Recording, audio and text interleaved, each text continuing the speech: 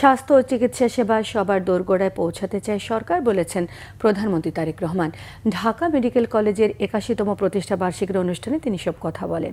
সকালে Dhaka medical college ক্যাম্পাসের শহীদ মিলন চত্বরে শান্তির প্রতীক পায়রা এবং বেলুন উড়িয়ে অনুষ্ঠানের আনুষ্ঠানিক উদ্বোধন করেছেন প্রধানমন্ত্রী। এই সময় তার সহধর্মিণী ডাক্তার জুবাইদা রহমান উপস্থিত ছিলেন। কলেজ অডিটোরিয়াম চত্বরে একটি গাছের চারা রোপণ করেন তিনি। উদ্বোধনী অনুষ্ঠান শেষে প্রধানমন্ত্রী মতবিনিময় সভায় অংশ নেন। এ সময় তারেক রহমান জানান, দেশের হাসপাতালগুলোর সক্ষমতা বাড়াতে কাজ করছে সরকার।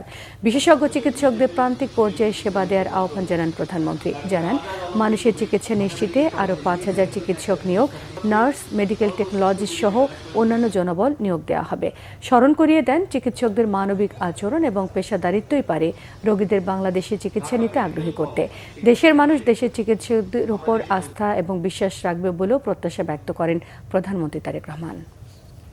সবার কাছে আমরা স্বাস্থ্য এবং চিকিৎসা সেবা এই নীতির ভিত্তিতে আমরা জনগণের দৌড় গোড়ায় পৌঁছে দিতে চাই। আপনাদের কাছে আমার প্রত্যাশা, কেন আমাদের ডাক্তারদের উপরে আমাদের দেশের মানুষের আস্থা এবং বিশ্বাস দৃঢ়তর করতে আমরা পারবো না। এটি আমরা কোনো আইন দিয়ে করতে পারবো না, এটি আমরা কোনো প্রতিষ্ঠান দিয়ে আমরা করতে পারবো না। এটি একমাত্র সম্ভব হবে আপনাদের মানবিক অ্যাপ্রোচ এবং আপনাদের সঠিক সুষ্ঠু চিকিৎসা প্রদানের মাধ্যমে।